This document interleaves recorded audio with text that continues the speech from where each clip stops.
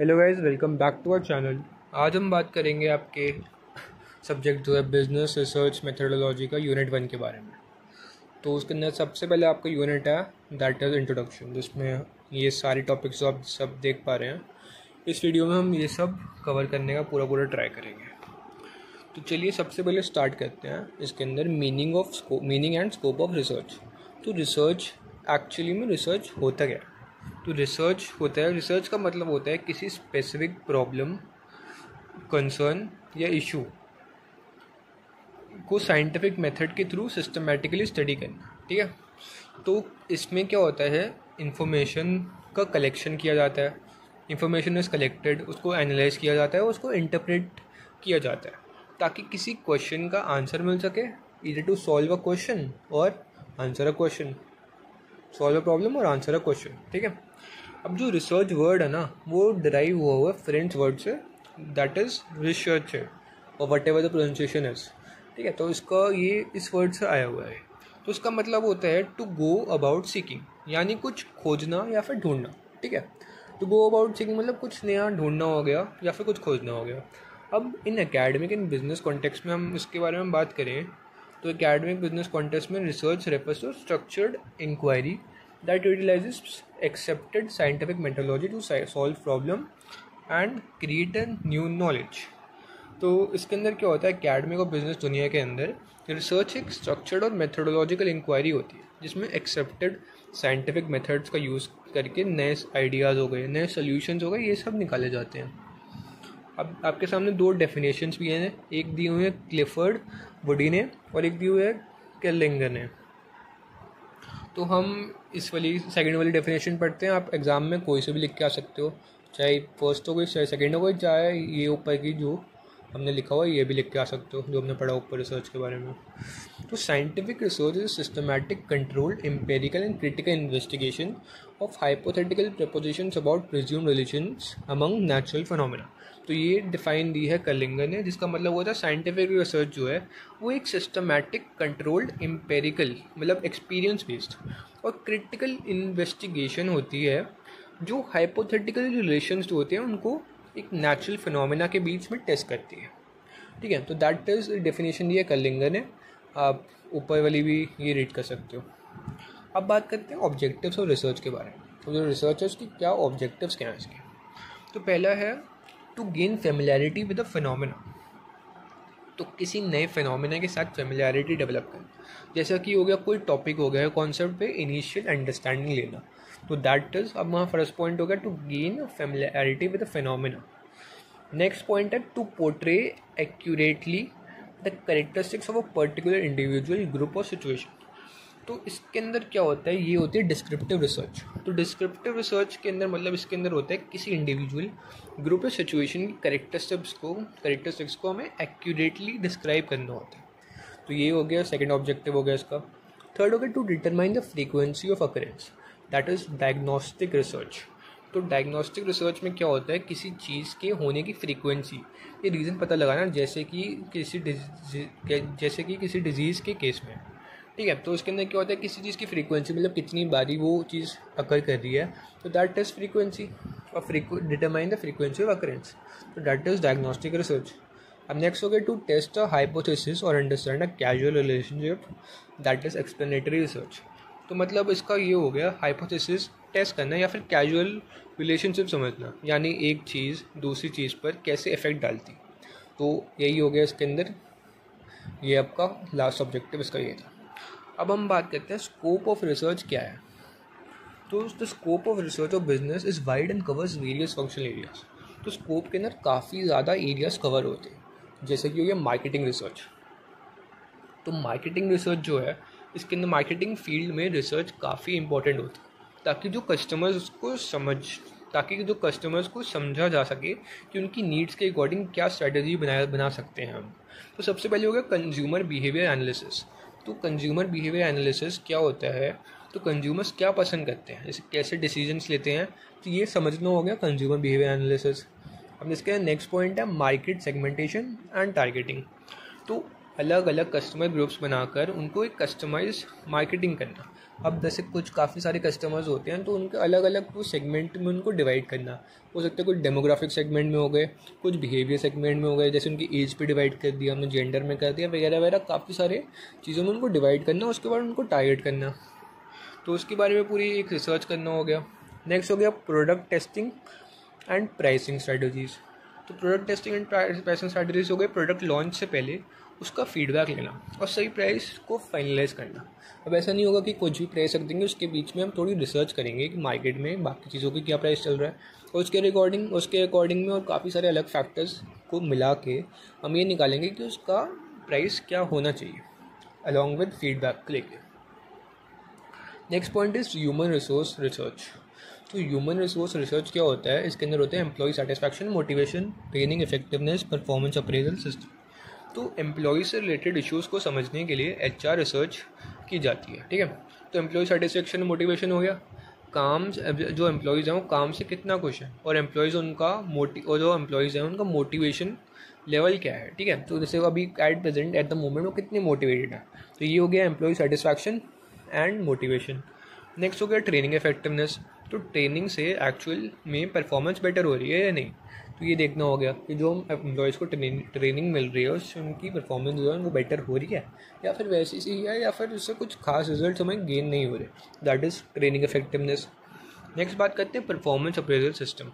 तो इसके अंदर क्या होता है, इवैल्यूएशन मेथड्स कितने फेयर और इफेक्टिव हैं।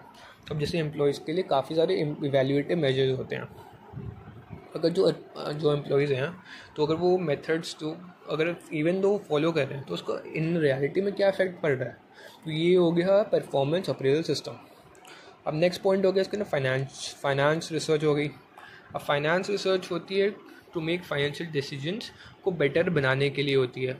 और सबसे पहले इसके अंदर इन्वेस्टमेंट एनालिसिस, तो यही होता है किस जगह इन्वेस्ट करने में फ़ायदा होगा, तो दैट इज़ इन्वेस्टमेंट एनालिसिस हो गया। नेक्स्ट हो गया फाइनेंशियल परफॉर्मेंस एवैल्यूएशन, मतलब कंपनी का फाइनेंशियल हेल्थ कैसा है, तो ये निकालना हो गया financial performance evaluation. Risk management strategies क्या होती है, रिस्क को आइडेंटिफाई करके, अब रिस्क हमने ढूंढ लिया, अब इसको हमने उसके रिगार्डिंग नई नई स्ट्रेटजीज बनानी है और ताकि हम उसका एक सोल्यूशन पे आ जाएँ, तो that is risk management strategies हो गई। अब नेक्स्ट बात करते हैं ऑपरेशंस रिसर्च। ऑपरेशंस रिसर्च क्या होता है, डेली बिजनेस ऑपरेशंस को एफिशिएंट बनाने के लिए होती है। अब जैसे कि हो गया प्रोडक्ट प्लानिंग, तो प्रोडक्ट्स किस तरीके से कितनी क्वालिटी में बनाए जाएं, तो that is production planning. Quality control हो गया, प्रोडक्ट की क्वालिटी मेंटेन करने के मेथड्स हो गए, तो ये हो गया क्वालिटी कंट्रोल। और उसके बाद इन्वेंट्री मैनेजमेंट हो गया, स्टॉक का बैलेंस कैसे बनाया जाए, तो दैट इज़ इन्वेंट्री मैनेजमेंट। अब नेक्स्ट है स्ट्रैटेजिक मैनेजमेंट रिसर्च। तो ये क्या होता है, लॉन्ग टर्म ग्रोथ और कंपटीशन के लिए स्ट्रैटेजी डेवलप करने में हेल्प करता है। अब ऐसे कॉम्पिटिटिव एनालिसिस जो हो गया इसके अंदर, तो ये क्या होता है, कॉम्पिटिटर्स का एनालिसिस करना। ठीक है, जो कॉम्पिटिटर्स जो हम कर रहे हैं मार्केट में नई नई चीज़ें लेके अगर आ रहे हैं या उनकी अलग अलग स्ट्रैटेजीज हैं, उनको एनालाइज करना। अब नेक्स्ट हो गया बिजनेस इन्वायरमेंट स्कैनिंग। तो बिजनेस इन्वायरमेंट स्कैनिंग क्या होता है, मार्केट और इंडस्ट्री ट्रेंड्स को मॉनिटर करना। नेक्स्ट हो गया स्ट्रैटेजी फॉर्मुलेशन एंड इवैल्यूएशन।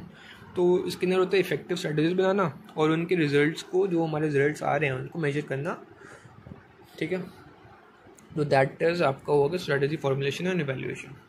अब नेक्स्ट पॉइंट है policy and decision making.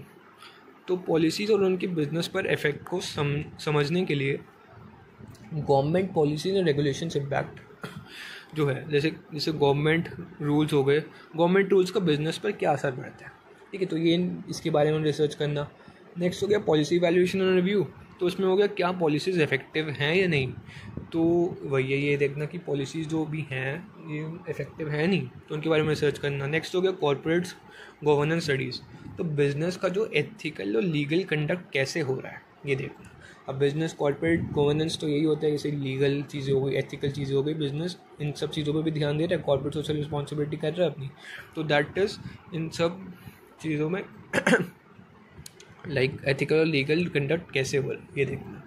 Next हो गया इंटरनेशनल बिजनेस रिसर्च। तो इंटरनेशनल बिजनेस रिसर्च क्या होता है, तो ये होता है क्रॉस कल्चरल स्टडीज़ होती है, मतलब अलग अलग कंट्रीज़ के कल्चर के बिजनेस पे क्या इफेक्ट पड़ता है, ठीक है। नेक्स्ट हो गया फॉरेन जैसे ग्लोबल मार्केट एंट्री स्ट्रेटजीज हो गया। तो उसके अंदर क्या होता है, जो बाहर की मार्केट्स होती हैं, बाहर की मार्केट्स में एंटर करने के लिए बेस्ट तरीके क्या होते हैं, तो ग्लोबल मार्केट के अंदर हमें एंटर करना है तो बेस्ट तरीके क्या वो कैसे होंगे, वो होंगे ग्लोबल मार्केट एंट्री स्ट्रैटेजी से। उसके बाद ट्रेड एंड इकोनॉमिक पॉलिसीज़। तो ट्रेड एंड इकोनॉमिक पॉलिसीज़ क्या होते हैं, इंटरनेशनल ट्रेड रूल्स होते हैं और उनकी पॉलिसीज़ होती हैं। इंटरनेशनल में मतलब इंडिया के बाहर का जो ट्रेड अगर हमें करना है तो उसके बीच में क्या क्या पॉलिसीज़ होंगी और क्या क्या रूल्स होंगे, तो वो सब देखना।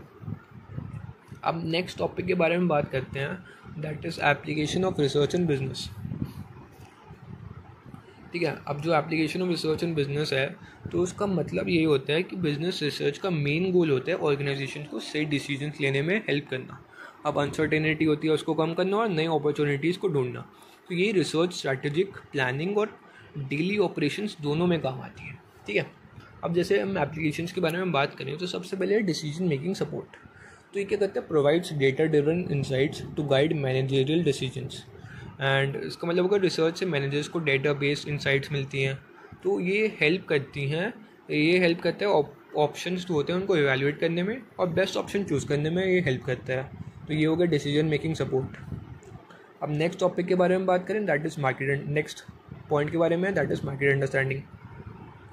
तो ये क्या होता है, कस्टमर की जो नीड्स होती हैं, प्रेफरेंस होते हैं, उनका बिहेवियर होता है, इन सबको समझने में काफ़ी हेल्प करता है, दैट इज़ मार्केट अंडरस्टैंडिंग। अब मार्केट ट्रेंड्स और कंज्यूमर एक्सपेक्टेशंस का एनालिसिस भी होता है इसके अंदर। तो ये सब एनालिसिस करके हम कस्टमर नीड्स, प्रेफरेंस और बिहेवियर समझते हैं। तो दैट इज़ आपका मार्केट अंडरस्टैंडिंग हो गया। नेक्स्ट पॉइंट हो गया प्रोडक्ट डेवलपमेंट। तो प्रोडक्ट डेवलपमेंट में क्या होता है, नए प्रोडक्ट्स के एक्सेप्टेंस और फीजिबिलिटी टेस्ट किए जाते हैं। Test the feasibility and acceptance of new products. तो जो एग्जिस्टिंग प्रोडक्ट्स होते हैं तो उनमें इनोवेशन होता है और इम्प्रूवमेंट के आइडियाज़ मिलते हैं। तो ये होता है प्रोडक्ट डेवलपमेंट के अंदर।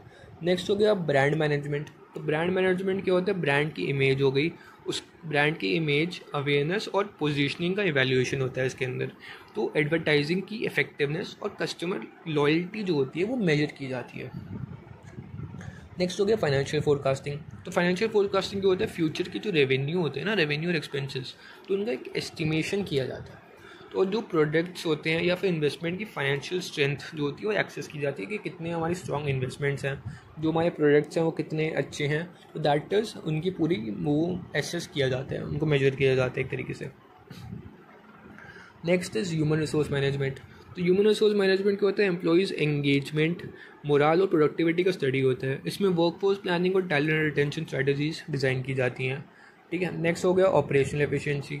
तो इसके अंदर क्या होता है, प्रोसेसेस में जो बॉटलनेक्स या प्रॉब्लम्स होते हैं ना, प्रॉब्लम्स, तो उनको आइडेंटिफाई किया जाता है। तो प्रॉब्लम्स हो गए, उनको आइडेंटिफाई करेंगे हम, तो डेटा बेस्ड सोल्यूशन से प्रोसेस इंप्रूवमेंट्स की जाती है। तो प्रोसेस की इम्प्रूवमेंट्स होती है ना, वो डेटा बेस्ड सोल्यूशन से की जाती है। नेक्स्ट हो गया रिस्क मैनेजमेंट। तो रिस्क मैनेजमेंट क्या होता है, पॉसिबल रिस्क को पहले से ही प्रेडिक्ट कर लेना। फ्यूचर में अगर कुछ दिक्कत हमें आने वाली है तो उसको पहले से प्रिडिक्शन कर लें हम उसकी। तो that is risk management. Risk mitigation और कंप्लायंस स्ट्रैटेजीज बनाई जाती हैं इसके अंदर। जो रिस्क मिटिगेशन होती है और कंप्लायंस स्ट्रैटेजीज होती हैं, इन सब में बनाया जाता है इसके लिए। नेक्स्ट हो गया स्ट्रैटेजिक प्लानिंग। जो स्ट्रैटेजिक प्लानिंग होता है, कंडक्ट स्वॉट एंड पेस्टल एनालिसिस। स्वॉट मतलब हो गया strength, weakness, opportunity and threat, और पेस्टल मतलब political, economic, social, technological, environmental, legal. ठीक है, तो इनका पूरा एक एनालिसिस किया जाता है इसके अंदर। अब इसके अंदर लॉन्ग टर्म प्लानिंग के लिए एक रोड मैप डिज़ाइन किया जाता है। अब नेक्स्ट पॉइंट हो गया कस्टमर सेटिस्फैक्शन एंड फीडबैक। तो प्रोडक्ट और सर्विस के बारे में फीडबैक कलेक्ट किया जाता है। ठीक है, तो फीडबैक कलेक्ट करते हैं हम, उसके बाद कस्टमर लॉयल्टी प्रोग्राम्स डिज़ाइन किए जाते हैं। तो ये काफ़ी हेल्प करता है कि कस्टमर लॉयल्टी प्रोग्राम्स बनाएं ताकि उनको कस्टमर्स को रिवॉर्ड दें जो लॉयल कस्टमर है उनको। तो पूरा ये आपका था। तो ये पूरे जो 10 पॉइंट्स हमने देखे, ये थे की एप्लीकेशंस थे जो रिसर्च किए हैं बिजनेस के अंदर। अब हम पढ़ेंगे next topic, that is types of research. तो रिसर्च किन किन टाइप्स की होती है। तो रिसर्च को हम अलग अलग बेसिस पर कैटेगराइज कर सकते हैं, जैसे पर्पस हो गया, मेथड हो गया, टाइम फ्रेम हो गया और डेटा टाइप हो गया। तो सबसे पहले इसके अंदर है based on nature of data. तो ए पार्ट है based on nature of data और इसके हैं 2 parts. First is qualitative research, next is quantitative research. तो क्वालिटेटिव रिसर्च क्या होता है, तो ये बताता है क्यों और कैसे क्वेश्चंस का जवाब ढूंढना है। तो explore underlying reasons, opinions, motivations. Methods हो गए interviews, focus group observation, case studies, characteristics हो गए, non numeric data, thematic analysis, subject interpretation. तो ये क्या होता है, इमोशंस हो गए, ओपिनियंस हो गए, मोटिवेशंस को समझने के लिए यूज़ होते हैं। तो उसके लिए वही है कैसे कोई सी चीज़ को क्यों करना है, क्यों और कैसे क्वेश्चन का जवाब देना है, ठीक है। तो उसके लिए ये सब चीज़ें समझते हैं और उसके लिए काफ़ी सारे मेथड्स होते हैं सब करने के। मेथड्स हो गए जैसे इंटरव्यू हो गया आपका, इंटरव्यू के थ्रू हो गए, फोकस ग्रुप हो गए, ऑब्जर्वेशन हो गया, केस स्टडीज़ हो गई, ठीक है। और कैरेक्टरिस्टिक इसके वही है, नॉन न्यूमेरिक डेटा है, thematic analysis and subject interpretation. अब नेक्स्ट पॉइंट है इसका क्वान्टिटेटिव रिसर्च। तो quantitative research quantifies problems by way of generating numerical data. तो प्रॉब्लम्स को नंबर्स के थ्रू एनालाइज करता है। क्वान्टिफाइज जो है क्वान्टिटेटिव रिसर्च जो है प्रॉब्लम्स को नंबर्स के थ्रू एनालाइज करता है। जो चीज़ें मेजरेबल हैं तो उनका एक डेटा देता है ये। अब जैसे इसके काफ़ी सारे मेथड्स हैं, जैसे सर्वेज के थ्रू कर सकते हैं, एक्सपेरिमेंट, स्टैटिस्टिकल एनालिसिस एक्सेट्रा। अब कैरेक्टरिस्टिक्स हो गए, न्यूमेरिक डेटा हो गए, मेजरेबल ऑब्जेक्टिव हो गए, स्ट्रक्चर्ड इंस्ट्रूमेंट्स हो गए। अब जो इसका बी पार्ट आ जाता है, जैसे हमने देखा टाइप्स ऑफ रिसर्च के, पहला तो हो गया based on nature of data. अब next is based on time dimension. Time dimension के बेसिस पे इसके अंदर अब दो कैटेगरी हैं इसके अंदर भी। फर्स्ट इज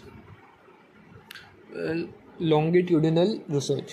तो लॉन्गिट्यूडिनल रिसर्च होता क्या है, तो ये रिसर्च एक लंबे टाइम तक चलती है। इसका मेन गोल यही होता है कि किसी सब्जेक्ट या बिहेवियर में टाइम के साथ होने वाले जो चेंजेस होते हैं उनको स्टडी करना। अब जैसे कोई कंपनी है, तो कंपनी क्या है, कंपनी 5 साल तक कस्टमर्स के खरीदने का पैटर्न को ट्रैक करती है।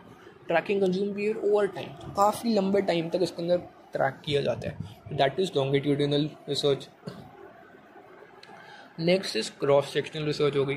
तो क्रॉस सेक्शनल रिसर्च हो गई, ये रिसर्च एक ही टाइम पर अलग अलग लोगों या फिर ग्रुप्स में की जाती है। तो ये एक स्नैपशॉट प्रोवाइड करती है कि किसी चीज़ का एक पर्टिकुलर मोमेंट पे क्या हो रहा है, ठीक है। अब इसका एग्जांपल लेके एक सर्वे जिसमें 100 लोगों से उनकी शॉपिंग हैबिट्स के बारे में एक ही दिन में डाटा कलेक्ट किया गया हो। अब इसके अंदर ऐसा नहीं होता कि हम जैसे लोगों से किसी चीज़ का डाटा ले रहे हैं, तो ऐसा नहीं कि किसी एक व्यक्ति का, किसी एक पर्सन का हम मान लो कि हम 2-3 साल तक डाटा ले रहे हैं, ऐसा नहीं हो रहा। हम एक ही दिन में काफ़ी सारे लोगों का डाटा ले रहे हैं and that is called cross sectional research, ठीक है। अब नेक्स्ट हो गया आपका सी पार्ट जो है टाइप्स ऑफ रिसर्च का, that is based on purpose और एप्लीकेशन। तो उसके अंदर बेस्ड ऑन पर्पस एप्लीकेशन के भी 2 पॉइंट्स हैं, that is first is fundamental basic research. तो ये क्या करता है, इसका पर्पस होता है थियोरेटिकल नॉलेज जो होती है ना उसको बढ़ाना और बिना किसी इमीडिएट प्रैक्टिकल फ़ायदे के, ठीक है। नेक्स्ट हो गया, ये रिसर्च यूजुअली कॉन्सेप्ट और थ्योरीज पे बेस्ड होती है। अब इसका एग्जांपल देखें तो लीडरशिप थ्योरीज हो गई या फिर डिसीजन मेकिंग प्रोसेस हो गई, तो उन पर रिसर्च करना हो गया, ठीक है। तो दैट इज़ आपका फंडामेंटल बेसिक रिसर्च। नेक्स्ट हो गया अप्लाइड रिसर्च। अब अप्लाइड रिसर्च क्या होता है, जो रियल वर्ल्ड प्रॉब्लम्स होती हैं, तो रियल वर्ल्ड प्रॉब्लम्स का प्रैक्टिकल सोल्यूशन ढूंढने के लिए होता है। तो इसका ऑब्जेक्टिव होता है किसी स्पेसिफिक इशू को एड्रेस करना, ठीक है। किसी स्पेसिफिक इशू को हम एड्रेस करेंगे, दैट इज अप्लाइड रिसर्च। अब इसका एग्जांपल देखें, एक कंपनी कस्टमर प्रेफरेंस के बेसिस पर प्रोडक्ट के फीचर्स इंप्रूव करे, तो that is called applied research हो गया वो, ठीक है। अब नेक्स्ट बात करते हैं D and that is the final part based on conceptualisation and experience. तो कॉन्सेप्चुअलाइजेशन एंड एक्सपीरियंस के बेसिस पे हम देखें तो इसके अंदर भी 2 पार्ट है, एक है conceptual research, next is empirical research. जो कॉन्सेप्चुअल रिसर्च होता है ये एब्स्ट्रैक्ट आइडियाज या थ्योरीज पे फोकस करता है। तो मोस्टली एक थ्योरीज हो गई उन पे फोकस करते हैं, या फिर कुछ एब्स्ट्रैक्ट कोई टेक्स्ट का है उसका तो एक पर्टिकुलर टेक्स्ट पे पैराग्राफ पे फोकस करता है। तो जैसे फिलॉसफी हो गई, सोशियोलॉजी हो गई और थ्योरी बिल्डिंग सब्जेक्ट्स में कॉमन है, तो ये इन सब चीज़ों में कॉमन है। या फिर जैसे इसका एग्जांपल अगर देखें तो एग्जांपल होगा जस्टिस हो गया या इक्वालिटी जैसे कॉन्सेप्ट्स का एनालिसिस करना, that is called conceptual research. अब नेक्स्ट इज एम्पेरिकल रिसर्च। तो एम्पेरिकल रिसर्च क्या होता है, ये एक्चुअल ऑब्जर्वेशन और रियल डेटा पर बेस्ड होती है। तो इसमें हाइपोथेसिस जो होते हैं, हाइपोथेसिस को टेस्ट करके रियल वर्ल्ड फिनोमेना को समझा जाता है, ठीक है। तो उसके अंदर इसके एग्जांपल अगर देखें तो एग्जांपल इसका बनेगा, एक एक्सपेरिमेंट हो गया जिसमें स्टूडेंट्स के परफॉर्मेंस को टेस्ट स्कोर्स के बेसिस पर एनालाइज किया जाता है, ठीक है। तो दैट इज कॉल्ड आपका एम्पेरिकल रिसर्च। आपका टाइप्स ऑफ रिसर्च यही आपके 8 पॉइंट थे। लाइक पहला था based on nature of data, next divided था बेस्ड ऑन टाइम डायमेंशन पे, नेक्स्ट इसका था C part based on purpose और एप्लीकेशन, नेक्स्ट था based on conceptualisation and experience. अब बात करते हैं कैरेक्टरिस्टिक्स ऑफ गुड रिसर्च। अब जो गुड कैरेक्टरिस्टिक्स क्या होते हैं एक अच्छी रिसर्च के, तो एक अच्छा रिसर्च साइंटिफिक अप्रोच फॉलो करता है और ट्रस्टवर्दी रिजल्ट्स होते हैं वो प्रोड्यूस करता है। अब इसके अंदर कुछ कैरेक्टरिस्टिक्स हैं, उसके बारे में डिस्कस करते हैं। तो पहला कैरेक्टरिस्टिक है दैट इज सिस्टमैटिक।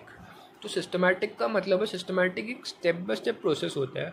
इसके अंदर सबसे पहले लेट सपोज कि हमारे पास कोई प्रॉब्लम आई, ठीक है, प्रॉब्लम के बारे में उसके बाद हमने लिटरेचर रिव्यू करा, उसके बाद आइडेंटिफिकेशन करा, प्रॉब्लम आइडेंटिफिकेशन करा, उसके बाद हमने करा लिटरेचर रिव्यू करा उसके बारे में, देन मेथडोलॉजी, देन हमने उससे रिलेटेड डाटा कलेक्ट किया, उसके बाद डाटा को एनालाइज करा, अब एनालाइज करने के बाद उसको रिपोर्ट करा। तो ईच स्टेज जो है, इसकी हर एक स्टेज जो है builds on the previous one logically. अब जो इसके प्रीवियस स्टेप जो है, हर एक जो भी नई चीज़ इसके अंदर हो रही है वो एक प्रीवियस चीज़ पे बेस्ड है, ठीक है। अब नेक्स्ट पॉइंट है इसका ऑब्जेक्टिव एंड अनबायस्ड। तो research must be impartial and based on observable phenomena. तो रिजल्ट सिर्फ फैक्ट्स और डेटा पर होना चाहिए, रिसर्चर का पर्सनल व्यू उसके अंदर नहीं आना चाहिए, ठीक है। पर्सनल बायस और preference must not affect the result. कई बार होता है जैसे हमारा भी कुछ पर्सनल बायस होता है किस चीज़ में, हमें वो नहीं लेके आना चाहिए, और जो रिसर्च हम कर रहे हैं, जिस चीज़ के बारे में हम कर रहे हैं, जो फैक्ट्स हमने गैदर कर रहे हैं, हमें उसी बेसिस पे ही अपना रिपोर्ट लिखनी चाहिए। नेक्स्ट हो गया एम्पेरिकल। तो एम्पेरिकल का मतलब यही है रियल वर्ल्ड के ऑब्जर्वेशन जो एक्सपेरिमेंट्स पर बेस्ड होते हैं, ठीक है। तो एक कंक्लूजन ड्रॉ करता है रियल वर्ल्ड जो ऑब्जर्वेशंस होती हैं और एक्सपेरिमेंट होते हैं, तो उनकी बेसिस पे कंक्लूजन ड्रॉ करता है। नेक्स्ट हो गया लॉजिकल क्या हो गया, research must follow clear reasoning and sound methodology. तो एक हर कंक्लूजन जो है वो क्लियर रीजनिंग से सपोर्ट होना चाहिए, ठीक है। उसके बाद हम बात करते हैं every conclusion must be supported by valid data and analysis. तो प्रोसेस और मेथडोलॉजी जो है वो साइंटिफिकली साउंड होनी चाहिए। नेक्स्ट पॉइंट हो गया रेप्लिकेबल एंड वेरीफाइबल। तो रेप्लिकेबल एंड वेरीफाइबल का मतलब है दूसरा रिसर्चर अगर सेम मेथड फॉलो करे तो सिमिलर रिजल्ट आने चाहिए, ठीक है। तो ताकि अगर दो लोग अगर सेम चीज़ पे काम कर रहे हैं, सेम रिसर्च मेथड फॉलो कर रहे हैं, तो ऑब्वियसली बात तो उनका सिमिलर रिजल्ट आना चाहिए। तो ये कैरेक्टरिस्टिक इसका ये भी है। तो रिसर्च प्रोसेस क्लियरली डॉक्यूमेंटेड होना चाहिए। तो जो भी हम प्रोसेस कर रहे हैं, मेथड प्रोसीजर्स, वो क्लियरली उसका डॉक्यूमेंटेड होना चाहिए। कोई इन्फॉर्मेशन हमने ली, वो कहाँ से ली हमने, तो पूरा इसके बारे में होना चाहिए। अब नेक्स्ट पॉइंट इज एनालिटिकल। तो एनालिटिकल क्या होता है, डेटा को क्रिटिकली एग्जामिन किया जाता है, एकदम बारीकी से एग्जामिन किया जाता है। स्टैटिस्टिक्स और लॉजिक का यूज़ करके रिलेशनशिप समझे जाते हैं। जो स्टैट्स हो गए, लॉजिक हो गए, उनको समझ के स्टैट्स और लॉजिक के यूज़ करके रिलेशनशिप जो होते हैं वो समझे जाते हैं। अब इसका नेक्स्ट पॉइंट हो गया देखा जाए तो एक्यूरेसी एंड प्रिसीजन। तो एक्यूरेसी एंड प्रिसीजन क्या होता है ये देखते हैं। जो उसके अंदर होते हैं रिजल्ट्स होते हैं वो एक्यूरेट और एरर फ्री होना चाहिए, उसमें मतलब गलतियाँ नहीं होनी चाहिए। तो वेरिएबल्स हो गए और टूल्स हो गए जो क्लियरली डिफाइंड होने चाहिए, ठीक है। तो दैट इज आपका हो गया एक्यूरेसी एंड प्रिसीजन। अब नेक्स्ट पॉइंट है इसका एथिकल। अब एथिकल के बारे में बात करें तो रिसर्च एथिकल स्टैंडर्ड्स फॉलो करें, जैसे कि इन्फॉर्म्ड कंसेंट हो। अगर हम कोई इन्फॉर्मेशन ले रहे हैं कहीं से तो उसके बारे में हम प्रॉपर्ली इन्फॉर्म करें और कॉन्फिडेंशियलिटी मेंटेन करें कि अपने किसी को वो इन्फॉर्मेशन शेयर ना हो जिसको नहीं होनी चाहिए। एंड ट्रूथफुल रिपोर्टिंग, जो भी हम देख रहे हैं, जो भी हमने रिसर्च करी है उसकी सही जो उसकी एकदम सही उसकी रिपोर्टिंग करें एकदम ऑनेस्टी के साथ। तो डेटा को मैनिपुलेट नहीं करना चाहिए, तो डेटा मैनिपुलेशन नहीं होना चाहिए।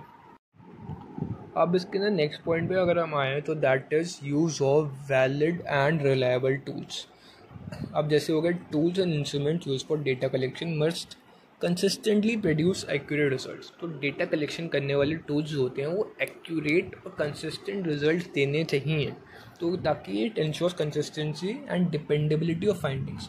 तो जिन टूल्स का हमने सपोर्ट लिया है, अगर वो जो हैं अगर वो सही एक्यूरेट रिजल्ट देंगे तभी हो सकता है कि हम उन पर डिपेंडेबल हों किसी चीज़ के लिए, किसी फैक्ट के लिए, किसी इन्फॉर्मेशन के लिए, तभी हम डिपेंडेबल हो सकते हैं अगर वो सही इन्फॉर्मेशन दे रहे हैं तो। बट अगर गलत दे रहे हैं तो ऑब्वियसली बात है कि हमारी पूरी रिपोर्ट ही गलत बन सकती है अगर हम उन पर विदाउट कोई फैक्ट चेक या विदाउट कुछ ऐसे बिना कोई एनालिसिस के उन पर चले रहे हैं तो that is use of valid and reliable tools. Next point हो गया जनरेट्स न्यू क्वेश्चंस। तो एक अच्छा रिसर्च जो होता है वो सिर्फ एग्जिस्टिंग प्रॉब्लम या सोल्यूशन नहीं देता, बल्कि नए रिसर्च एरियाज़ भी ओपन रहता है। तो गाइज आप सबके ये थे 10 पॉइंट इसके कैरेक्टरिस्टिक्स ऑफ गुड रिसर्च के। अब इसके नेक्स्ट टॉपिक के बारे में बात करते हैं। तो रिसर्च प्रोसेस होता है, उसके स्टेप्स क्या होते हैं। तो रिसर्च प्रोसेस होता है वो इन्वॉल्व करता है काफ़ी सारे लॉजिकल और सिस्टमैटिक स्टेप्स होते हैं, जिसमें जो गाइड करते हैं रिसर्चर्स को कोई सी प्रॉब्लम को आइडेंटिफाई करने के लिए या problem to identify to arriving at conclusions and reporting results. तो रिसर्चर्स एक सिस्टमैटिकल लॉजिकल प्रोसेस होता है जिसमें रिसर्चर्स स्टेप बाय स्टेप काम करते हैं। शुरुआत होती है प्रॉब्लम आइडेंटिफाई करने से और एंड होता है कि रिजल्ट्स प्रेजेंट करने तक। ठीक है, तो आपका ये अब बात करते हैं स्टेप्स के बारे में one by one. That is first step is problem identification and definition. तो आपके इसके 8 स्टेप्स हैं। फर्स्ट है प्रॉब्लम आइडेंटिफिकेशन डेफिनेशन। तो उसके अंदर क्या होता है, सबसे पहले एक broad area of interest choose किया जाता है। उसके बाद उसमें से एक स्पेसिफिक और उसके बाद एक स्पेसिफिक और रिसर्चेबल प्रॉब्लम आइडेंटिफाई की जाती है। अब जो प्रॉब्लम स्टेटमेंट को क्लियर और प्रिसाइज तरीके से डिफाइन किया जाता है। ठीक है, तो ये आपका हो गया problem identification and definition. Next हो गया लिटरेचर रिव्यू। तो लिटरेचर रिव्यू क्या होता है, जो टॉपिक आपने चूज़ किया है ना, तो उस पर पहले क्या रिसर्च हुई है उसे स्टडी किया जाता है। ये स्टेप आपको हेल्प करता है कि एग्जिस्टिंग नॉलेज जो है उसको समझने में और रिसर्च गैप को आइडेंटिफाई करने में। तब इस बेस पर आप अपनी थ्योरी या हाइपोथेसिस बिल्ड कर सकते हैं। तो दैट इज़ लिटरेचर रिव्यू। अब नेक्स्ट पॉइंट है फॉर्मुलेशन ऑफ हाइपोथेसिस और रिसर्च क्वेश्चन। तो क्वांटिटेटिव रिसर्च में आपको एक टेस्टेबल हाइपोथेसिस बनाते हो, जैसे जिसमें आप प्रेडिक्ट करते हो कि जो दो वेरिएबल्स के बीच में क्या रिलेशनशिप है। और क्वालिटेटिव रिसर्च में आप ओपन माइंडेड रिसर्च क्वेश्चंस बनाते हो। ठीक है, तो ये था आपका फॉर्मुलेशन ऑफ हाइपोथेसिस और रिसर्च क्वेश्चन। अब नेक्स्ट है रिसर्च डिज़ाइन। तो रिसर्च डिज़ाइन ये क्या होता है, ये स्टेप डिसाइड करता है कि रिसर्च कैसे कंडक्ट होगी। तो आप चूज़ करते हो मेथडोलॉजी चूज़ करते हो उसके अंदर, जैसे क्वालिटेटिव होनी चाहिए, क्वांटिटेटिव होनी चाहिए या मिक्स होनी चाहिए। सैम्पलिंग टेक्निक होनी चाहिए। सैम्पलिंग टेक्निक जो है वो रैंडम होती है, स्ट्रैटिफाइड होती है, पर्पसिव होती है, एक्सेट्रा। तो डेटा कलेक्शन टूल्स हम देखते हैं कि सर्वे जैसे हो गया, इंटरव्यू हो गया, एक्सपेरिमेंट हो गया, एक्सेट्रा एक्सेट्रा। तो इस स्टेज में रिसर्च का एक बेसिकली ब्लूप्रिंट बनाया जाता है। Next is data collection. तो डेटा कलेक्शन क्या होता है, आप अपने सिलेक्टेड टूल्स के थ्रू रियल डेटा कलेक्ट करते हो, जैसे कि कुछ सर्वे फॉर्म हो गया, कोई इंटरव्यू हो गया, ऑब्जर्वेशन हो गया, एक्सपेरिमेंट हो गया, एक्सेट्रा एक्सेट्रा। तो काफ़ी सारी चीज़ें होगी। तो डेटा कलेक्शन में एक्यूरेसी और रिलायबिलिटी का काफ़ी ध्यान किया जाता है। अब जैसे हम मान लो 100 स्टूडेंट्स का एक ऑनलाइन इंटरव्यू ले रहे हैं, तो वही है कि उनकी जो इन्फॉर्मेशन आ रही है जो उनकी रिलायबल है या नहीं, पहले ये भी देखना पड़ता है, उनकी एक्यूरेसी भी देखते हैं। तो दैट इज़ डेटा कलेक्शन। अब डेटा एनालिसिस के बारे में बात करें, जब डेटा हमने कलेक्ट करना है, जो डेटा हमने कलेक्ट किया अब उसको एनालाइज भी तो करना है, उसको एनालाइज भी करना पड़ेगा। तो क्वांटिटेटिव डेटा जो होता है उसको हम एक्सेल के थ्रू कर सकते हैं, दैट इज स्टैटिस्टिकल एनालिसिस कर सकते हैं थ्रू एक्सेल। जो क्वालिटेटिव डेटा होता है उसको थीमेटिक एनालिसिस या फिर कोडिंग से कर सकते हैं। तो बेसिकली जो है स्टेप में पैटर्न्स, ट्रेंड्स और रिलेशनशिप्स को आइडेंटिफाई किया जाता है। अब next is interpretation and conclusion. तो एनालिसिस के बेसिस पर आप रिजल्ट्स को इंटरप्रेट करते हो। हाइपोथेसिस जो होता है वो एक्सेप्ट होगा या फिर रिजेक्ट होगा। तो रिसर्च क्वेश्चंस का आंसर क्या होगा, तो ये सब होता है। उसके बाद हम डिस्कस करते हैं इसमें क्या क्या फाइंडिंग्स होंगी, इसकी क्या इम्प्लीकेशंस होंगी, क्या लिमिटेशंस होंगी। तो इंटरप्रिटेशन कंक्लूजन में हम ये सब डिस्कस करते हैं। उसके बाद इसका 8 पॉइंट है रिपोर्ट राइटिंग एंड प्रेजेंटेशन।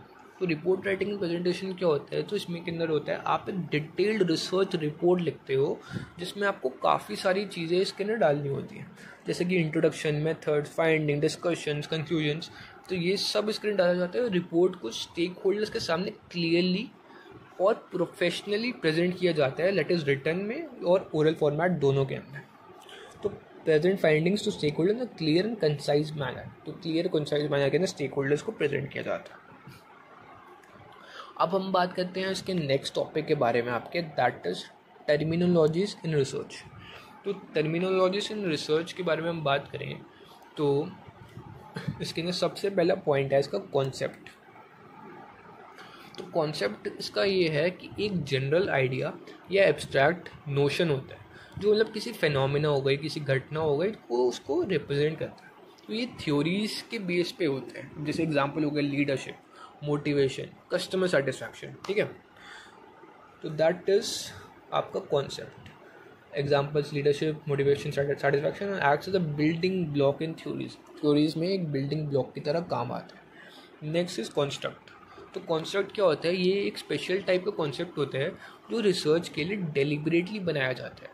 तो ये ऐसे ट्रेड्स रिप्रेजेंट करता है जो डायरेक्टली मेजर नहीं किए जा सकते, जैसे इमोशंस हो गए, एटीट्यूड हो गया, IQ हो गया, इनको हम डायरेक्टली मेजर नहीं कर सकते। अब इसका एग्जांपल जैसे हो गया intelligence, self esteem, job satisfaction, तो ये कॉन्स्ट्रक्ट के अंदर ये सारी चीज़ें आती हैं। नेक्स्ट हो गया इसके अंदर वेरिएबल। तो वेरिएबल क्या होता है, कोई भी करेक्टरिस्टिक की प्रॉपर्टी जो लोगों या ऑब्जेक्ट में चेंज हो सकती है। अब जैसे वेरिएबल्स को मेजर किया भी जा सकता है, जैसे इंडिपेंडेंट वेरिएबल हो गया। तो इंडिपेंडेंट वेरिएबल क्या होता है, ये कॉज या इनपुट होता है जिसको रिसर्चर कंट्रोल करता है। जैसे इसका एग्जांपल होगा कोई ट्रेनिंग प्रोग्राम चल रहा है। नेक्स्ट हो गया डिपेंडेंट वेरिएबल। तो डिपेंडेंट वेरिएबल क्या होता है, ये इफेक्ट्स और रिजल्ट्स होते हैं जिसका इम्पैक्ट मेजर किया जाता है। नेक्स्ट हो गया कंट्रोल वेरिएबल। तो इसका ये क्या होता है, जिसे कांस्टेंट रखा जाता है ताकि वो रिजल्ट्स को इफेक्ट ना करे, ठीक है। तो ये held constant to avoid influence on the daily. Next हो गया इसके अंदर हो गया एक्सट्रानियस वेरिएबल। तो ये क्या होता है, अनकंट्रोल्ड वेरिएबल होता है that may affect results unintentionally, जो हमारे रिजल्ट्स हैं मे बी उसको अनइंटेंशनली अफेक्ट करे। अब नेक्स्ट इसका पॉइंट है, फोर्थ पॉइंट पे हम आते हैं, दैट इज प्रोपोजिशन। तो एक स्टेटमेंट होता है जो दो कॉन्सेप्ट्स के बीच का रिलेशन बताता है। तो ये लॉजिकली भी हो सकता है और एम्पेरिकल टेस्टिंग के लिए भी हो सकता है। अब जैसे इसका एग्जांपल अगर लें, that is employee motivation is positively related to job performance, ठीक है। तो आपका ये चीज़ जो है, इसमें दो कॉन्सेप्ट के बीच का रिलेशन बताते हैं, एम्प्लॉय मोटिवेशन हो गया और एम्प्लॉय मोटिवेशन जो है पॉजिटिवली रिलेटेड और जॉब परफॉर्मेंस है। तो अगर वही एम्प्लॉय अगर मोटिवेटेड रहेगा तो ऑटोमेटिकली उसकी जॉब परफॉर्मेंस बढ़ेगी। तो अगर मोटिवेशन बढ़े तो परफॉर्मेंस भी बढ़ सकती है। तो ये एक सोच है जिसको टेस्ट किया जा सकता है, ठीक है। तो दैट इज प्रोपोजिशन। अब नेक्स्ट पॉइंट है इसका हाइपोथेसिस। तो हाइपोथेसिस क्या होता है, एक टेस्टेबल स्टेटमेंट होती है जो दो या ज़्यादा वेरिएबल्स के बीच का रिलेशनशिप्स प्रेडिक्ट करती है। तो ये थ्योरी या पहले की रिसर्च के बेसिस पर भी बन सकती है। अब जैसे इसके अंदर हो गया फर्स्ट, इसके भी टाइप्स हो गए, जैसे नल हाइपोथेसिस हो गया और ऑल्टरनेटिव हाइपोथेसिस हो गया। तो नल वाला पॉइंट क्या होता है, देखते हैं नल हाइपोथेसिस क्या होता है। तो ये कहता है कि कोई रिलेशनशिप नहीं है बिटवीन वेरिएबल्स, तो वेरिएबल्स के बीच में कोई रिलेशनशिप ही नहीं है। एक एग्जांपल अगर इसका देखें तो ट्रेनिंग का प्रोडक्टिविटी पर कोई इफेक्ट ही नहीं होता, तो नल हाइपोथेसिस ये कहता है। अब ऑल्टरनेट हाइपोथेसिस क्या कहता है कि रिलेशनशिप एग्जिस्ट करता है। अब ट्रेनिंग और प्रोडक्टिविटी हो गई, तो ट्रेनिंग से प्रोडक्टिविटी काफ़ी इंप्रूव होती है, तो दैट इज़ ऑल्टरनेटिव हाइपोथेसिस। तो ये थे आपके टर्मिनोलॉजीज इन रिसर्च। अब हम बात करेंगे आपका 7th टॉपिक इसका, that is theory and model. तो थ्योरी क्या होता है, पहले ये समझते हैं। तो थ्योरी होती है एक सिस्टमैटिक एक्सप्लेनेशन होती है किसी नेचुरल सोशल फिनोमेना की, जो कि किसी एविडेंस पे या अपने ऑब्जर्वेशन पे बेस्ड होती है। अब इसके बारे में क्या होता है, अब और क्या होता है, रिसर्च में थ्योरी एक फ्रेमवर्क प्रोवाइड करती है जिसके थ्रू हम एक्सप्लेन करते हैं और फ्यूचर प्रेडिक्ट करते हैं। तो दैट इज़ थ्योरी। अब थ्योरी की कैरेक्टरिस्टिक्स अगर हम देखें तो थ्योरी कैरेक्टरिस्टिक्स क्या बनेंगे, फर्स्ट इज लॉजिकल कंसिस्टेंसी। तो ये क्या होता है, थ्योरी इंटरनली कंसिस्टेंट होनी चाहिए, कोई कॉन्ट्रडिक्शन नहीं होना चाहिए इसके अंदर, तो that is logical consistency. Next हो गया प्रेडिक्टिव एक्यूरेसी। तो इसमें क्या होता है, थ्योरी फ्यूचर आउटकम्स के बारे में सही प्रेडिक्शन कर सके, that is called predictive accuracy. अब नेक्स्ट पॉइंट है टेस्टेबिलिटी। तो टेस्टेबिलिटी क्या होता है, थ्योरी को रिसर्च के थ्रू वेरीफाई या टेस्ट किया जा सकता है। कोई भी अगर थ्योरी है तो उसको कोई सी वेरीफाई कर सकते हैं, थ्योरी को रिसर्च के थ्रू हम वेरीफाई कर सकते हैं। अगर कोई थ्योरी के बारे में इन डेप्थ रिसर्च करें तो वो वेरीफाई हो सकती है, दैट इज़ इसका ये मतलब है। तो जनरलाइजेबिलिटी जो होता है वो अलग अलग कॉन्टेक्स्ट में अप्लाई हो सके। अब एप्लीकेशन इसके जो हैं across various context and settings, that is called generalisability. अब नेक्स्ट हो गया पार्सिमनी। तो पार्सिमनी क्या होता है, सिंपल और क्लियर वे में कॉम्प्लेक्स चीज़ों को एक्सप्लेन करना। तो जो कॉम्प्लेक्स चीज़ें होती हैं उनको एक सिंपल से सिंपल तरीके में एक्सप्लेन कर सकते हैं, दैट इज़ कॉल्ड पार्सिमनी। अब functions of theory in research के बारे में बात करें तो पहला इसका है provides a framework for developing hypothesis. तो एक फ्रेमवर्क प्रोवाइड करता है हाइपोथेसिस डेवलप करने में।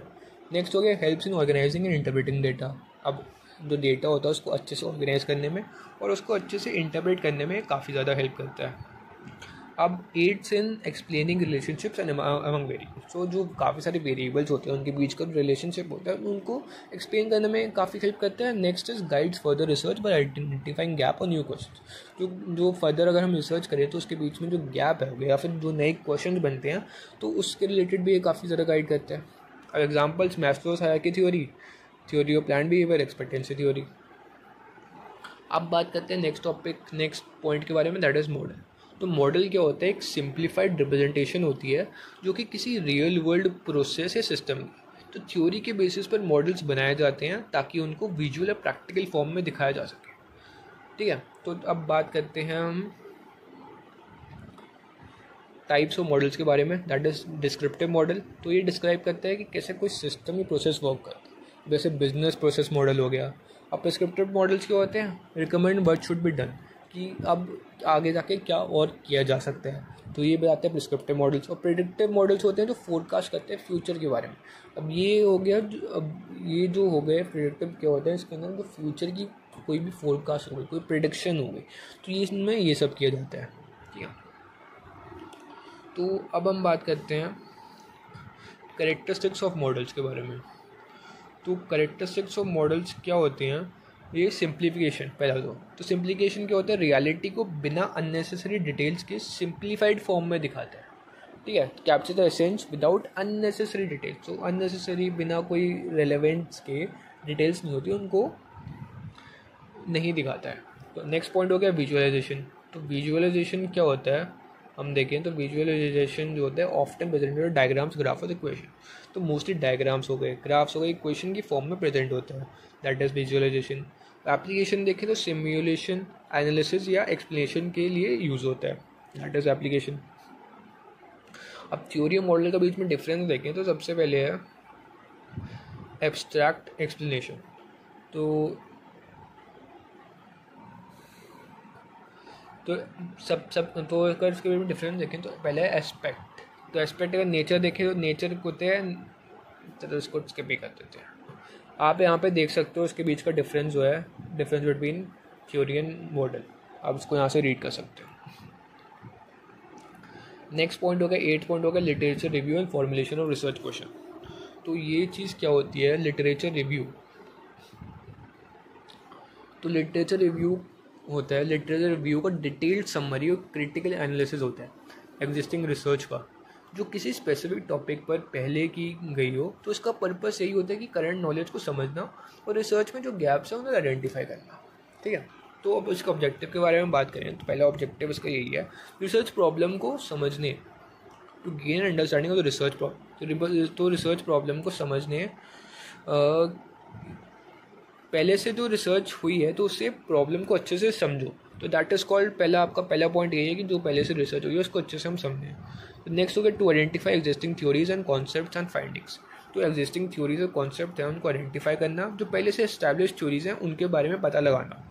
दैट इज़ आपका सेकंड पॉइंट है. थर्ड पॉइंट है to avoid duplication of research. तो वही काम दोबारा ना करो, कोई नए पर्सपेक्टिव लेके आओ. जो काम पहले ऑलरेडी हो चुका है हम सेम चीज़ वही लेके आएंगे तो रिजल्ट भी मोस्ट, अगर हम ठीक कर रहे होंगे तो शायद वही चीज़ आए. तो उसको एक अलग पर्सपेक्टिव से देखें तो फिर हमें यही करना चाहिए, किसी भी काम को अलग पर्सपेक्टिव से करना चाहिए. टू आइडेंटिफाई गैप्स और इनकन्सिस्टेंसीज इन एग्जिस्टिंग रिसर्च. तो किसी भी जो एग्जिस्टिंग रिसर्च हुई है कहीं ऐसी जगह जहाँ नॉलेज इनकम्प्लीट हो, तो वो चीज़ हम देखना कि कहाँ पे इसमें इनकन्सिस्टेंसी है, कहाँ पे इस पर और चीज़ें की जा सकती है. अब नेक्स्ट पॉइंट हो गया टू बिल्ड अ थ्योरेटिकल और कॉन्सेप्चुअल फ्रेमवर्क. तो फ्रेमवर्क बनाना, लाइक अपने स्टडी के लिए एक फ्रेमवर्क तैयार करना, दैट इज कॉल्ड थ्योरेटिकल या फिर कॉन्सेप्चुअल फ्रेमवर्क. अब to justify the need of the current study. तो करंट स्टडी की जस्टिफिकेशन देना, ये बताना कि जैसे हमारी रिजल्ट जो है वो क्यों इम्पॉर्टेंट है, तो उसको पूरे तरीके से जस्टिफाई करना. तो दैट इज़ आपका ये वाला पॉइंट था ऑब्जेक्टिव का. अब बात करें सोर्स ऑफ लिटरेचर क्या होता है. तो सोर्स ऑफ लिटरेचर होता है प्राइमरी सोर्सेज भी होते हैं और सेकेंडरी सोर्सेज भी होते हैं. तो प्राइमरी सोर्सेज होते हैं, इसके अंदर होता है ओरिजिनल रिसर्च आर्टिकल्स होते हैं और काफ़ी सारे थीसिस होते हैं, दैट इज़ लाइक मास्टर्स हो गई, PhD हो गई, ये सब हो गया, और कॉन्फ्रेंस पेपर हो गए. सेकेंडरी सोर्सेज के अंदर review articles, text books and theoretical summaries हो गई.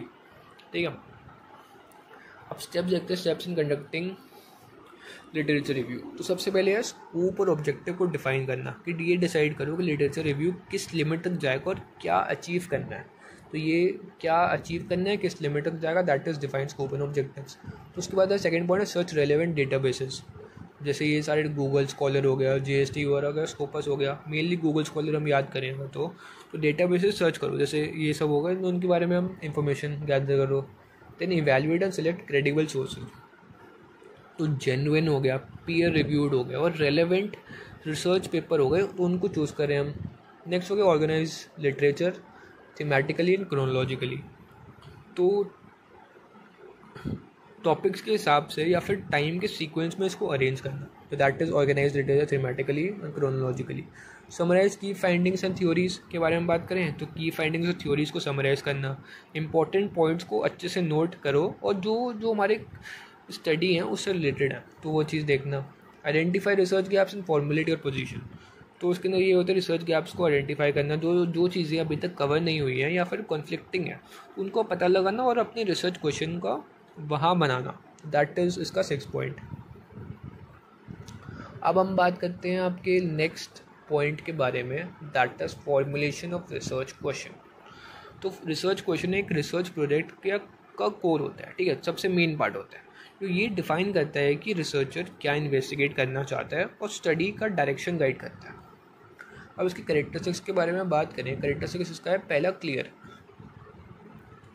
मतलब हो गया आसान और स्पेसिफिक होना चाहिए, सीधी सीधी बात है इसके अंदर। फोकस हो गया एक छोटे स्पेसिफिक एस्पेक्ट पर हो, ना कि बहुत ब्रॉड टॉपिक हो, दैट इज़ फोकस्ड। अब फीजेबल बात करें, फीजेबल होते हैं अवेलेबल रिसोर्सेज के साथ इसका इन्वेस्टिगेशन पॉसिबल हो। रिसर्चेबल क्या हो गया, रिसर्चेबल होगा डेटा कलेक्ट करके इसका जवाब मिल सकता हो, दैट इज़ रिसर्चेबल। रेलेवेंट क्या हो गया, एकेडमिक या प्रैक्टिकल इंपॉर्टेंस रखता हो, दैट इज़ रेलेवेंट हो गया। अब टाइप्स ऑफ रिसर्च क्वेश्चंस के बारे में बात करें तो ये 3 टाइप के होते हैं। फर्स्ट है डिस्क्रिप्टिव का मतलब है क्या हो रहा है, व्हाट इज़ हैपनिंग, क्या हो रहा है। अब जैसे इसका एग्जांपल अगर देखें तो एम्प्लॉई एब्सेंटिज्म जो हो रहा है तो इसके पीछे का मेजर कॉज क्या है कि एम्प्लॉयज़ काम पे नहीं आ रहे, तो ये चीज़ का पता लगाना। अब नेक्स्ट पॉइंट हो गया कंपैरेटिव क्या होता है, 2 या ज़्यादा कंडीशंस का कंपैरिजन करना, तो हाउ 2 और मोर कंडीशंस कंपेयर। तो इसका क्या एग्जांपल हो गया, ऑनलाइन एडवर्टाइजिंग ये ऑफलाइन से ज़्यादा लीड जनरेट करता है या फिर नहीं करता, तो इट इज़ अ क्वेश्चन, तो इसके बारे में और रिसर्च क्वेश्चन हो गए, तो ये भी एक रिसर्च क्वेश्चन हो गया। कैजुअल रिलेशन, तो कैजुअल हो गया और रिलेशनल हो गया, तो इस पर हमें ये बताता है कि क्या इफेक्ट है या वेरिएबल्स का क्या रिलेशन क्या है, तो ये बताता है इसमें। तो ट्रेनिंग का एम्प्लॉयज़ प्रोडक्टिविटी पर क्या इफेक्ट पड़ता है, तो दैट इज़ कैजुअल रिलेशन। अब जो है इसके अंदर रिलेशन टू हाइपोथेसिस, इसके बारे में बात करें तो उसका पहला है क्वांटिटेटिव रिसर्च। तो क्वांटिटेटिव रिसर्च के अंदर रिसर्च क्वेश्चन से टेस्टेबल हाइपोथेसिस डेवलप होता है जिससे रिसर्च में टेस्ट किया जाता है। अब क्वालिटेटिव रिसर्च क्या होता है नेक्स्ट, तो रिसर्च क्वेश्चन एक्सप्लोरेटरी होता है बिना किसी फॉर्मल हाइपोथेसिस के, स्टडी को डायरेक्शन देती है, तो दैट इज़ क्वालिटेटिव रिसर्च आपका। अब बात करते हैं फिलॉसफीज़ ऑफ रिसर्च, जो आपका टॉपिक है उसके बारे में।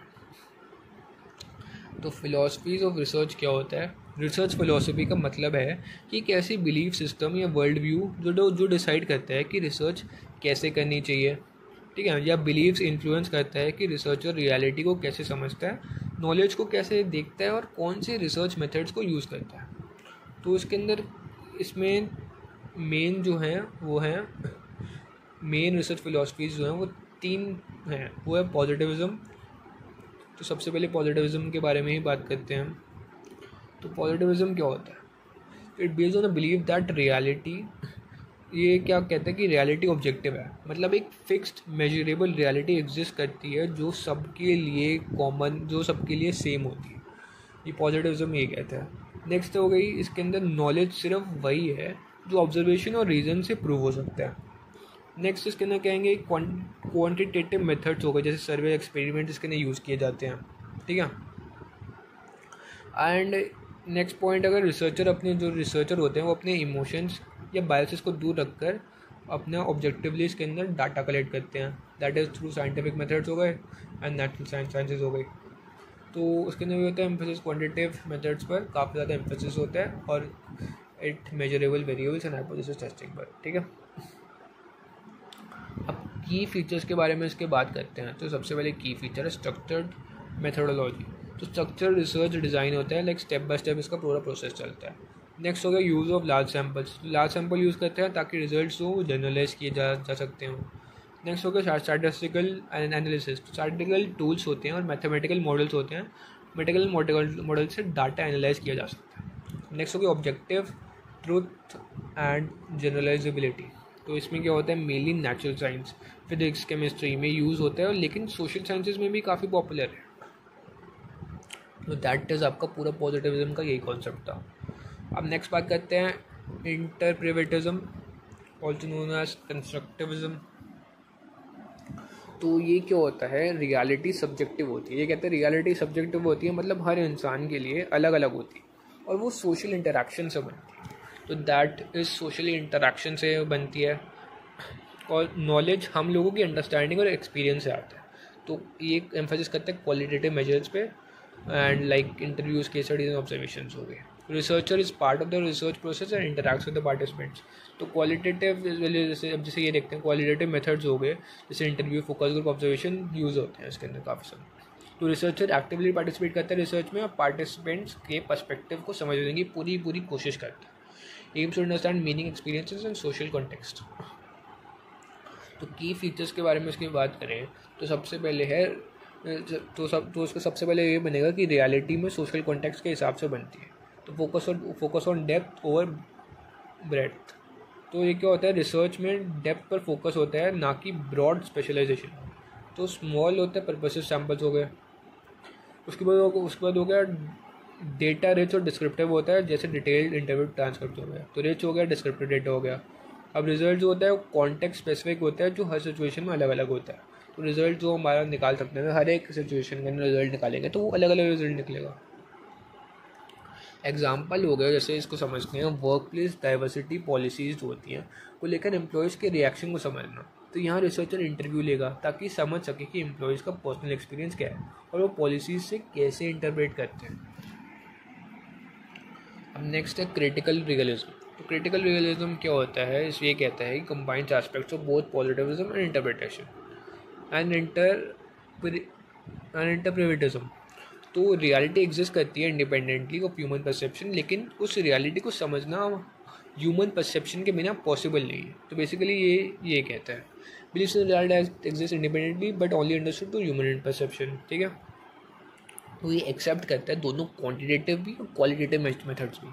एंड फाइनल पॉइंट है seeks to understand the structures, mechanism and power dynamics. तो क्रिटिकल रियलिज्म अंडरलाइंग कॉजेज हो गए, मैकेनिज्म हो गए, पावर स्ट्रक्चर को समझने में फोकस करता है। इसके की फीचर्स के बारे में बात करें, रियलिटी मल्टी लेयर्ड होती है। तो ये कहते हैं मल्टी लेयर्ड रियलिटी होती है, सरफेस लेवल ऑब्जर्वेशन के पीछे डीपर कॉजेज होते हैं। Focus on cause behind observe phenomena. तो समझने की कोशिश करते हैं कि फिनोमेना क्यों हुआ है, ना कि क्या हुआ है। ये नहीं देखते कि अभी क्या हुआ है हमारे सामने, बट ये देखते हैं कि ये चीज़ क्यों हुई है। तो एम्फेसिस करती है डेप्थ में और एक्सप्लेनेशन में। तो इसके अंदर काफ़ी डेप्थ में देखते हैं और इसको एक्सप्लेन करते हैं। नेक्स्ट हो गया प्रैग्मेटिज्म। तो फोकस करता है प्रैक्टिकल आउटकम्स पे और रियल वर्ल्ड प्रॉब्लम्स पे काफ़ी ज़्यादा फोकस करता है। तो इसमें क्या नॉलेज वो है जो प्रैक्टिकल प्रॉब्लम्स सॉल्व करने में हेल्प करे। तो इसके अंदर क्या होता है कि मिक्स मेथड यूज़ होते हैं, जैसे क्वालिटेटिव और क्वांटिटेटिव दोनों होते हैं अकॉर्डिंग टू सिचुएशन, जो सिचुएशन डिमांड करती है उस हिसाब से। तो ट्रूथ वो होती है जो काम करे सिचुएशन के लिए बेस्ट। तो truth is viewed as what works best in a given situation. Key features देखें तो रिसर्च डिज़ाइन फ्लेक्सिबल होता है, प्रॉब्लम और ऑब्जेक्टिव्स के अकॉर्डिंग मेथडोलॉजी सिलेक्ट की जाती है। तो इसके अंदर क्या होगा, research design driven by problem and objectives के अकॉर्डिंग मेथडोलॉजी सेलेक्ट की जाती है। Focus on actionable results. तो प्रैक्टिकल एक्शनेबल रिजल्ट्स पर काफ़ी ज़्यादा फोकस होता है इसके अंदर। तो ये थे आपके 9th नंबर पे आपका था इसके अंदर फिलॉसफीज ऑफ रिसर्च। तो ये सब थी फिलॉसफी ऑफ रिसर्च। अब लास्ट टॉपिक है आपका, that is induction and deduction approach. तो इंडक्शन एंड डिडक्शन अप्रोच क्या कहता है, रिसर्च और रीजनिंग में दो मेन अप्रोचेज होते हैं जो लॉजिक को समझने और रिसर्च डिज़ाइन बनाने में हेल्प करते हैं। फर्स्ट इज डिडक्टिव अप्रोच, ठीक है। नेक्स्ट इज पहले इसके बारे में बात करते हैं, डिडक्टिव अप्रोच के बारे में। तो जो वो इस अप्रोच के अंदर रिसर्चर जो होता है वो पहले किसी थ्योरी या हाइपोथेसिस से स्टार्ट करता है, ठीक है। फिर उस हाइपोथेसिस को एक एम्पेरिकल डेटा के थ्रू टेस्ट करता है, मतलब थ्योरी से डेटा तक का इसकी पूरी जर्नी आती है। तो अब इसके प्रोसेस के बारे में बात करें, प्रोसेस को तो start with a theory existing literature. तो स्टार्ट विद थ्योरी कहता है, एग्जिस्टिंग लिटरेचर से कहता है पहले से अवेलेबल थ्योरी लिटरेचर को पहले समझो, ये कहता है। अब इसके बाद क्या होता है, फॉर्मुलेट हाइपोथेसिस, मतलब थ्योरी के बेसिस पर एक टेस्टेबल प्रेडिक्शन बना। अब उसके बाद थर्ड पॉइंट है कलेक्ट डेटा। तो हाइपोथेसिस को प्रूव या डिसअप्रूव करने के लिए डेटा कलेक्ट करो, लाइक थ्रू सर्वे हो गया, एक्सपेरिमेंट हो गया, वो हो गया। अब नेक्स्ट पॉइंट है analyse data and draw conclusions. तो डेटा को एनालाइज करके कंक्लूजन निकालो और हाइपोथेसिस एक्सेप्ट या रिजेक्ट करो बेस्ड ऑन डेटा, ठीक है। तो ये हो गया इसका प्रोसेस। अब इसके करेक्टरिस्टिक्स अगर देखें तो ये होते हैं, मोस्टली क्वांटिटेटिव रिसर्च पे यूज़ होता है, तो क्वांटिटेटिव रिसर्च पे मोस्टली यूज़ होता है। एम्स होता है टेस्ट एग्जिस्टिंग थ्योरी, जो एग्जिस्टिंग थ्योरीज हैं तो उनको टेस्ट करने का इसका मेन एम होता है। Next is data is use to confirm और रिफ्यूट हाइपोथेसिस। डेटा का यूज़ हाइपोथेसिस को कन्फर्म या रिफ्यूट करने के लिए होता है, तो इसका थर्ड पॉइंट ये है।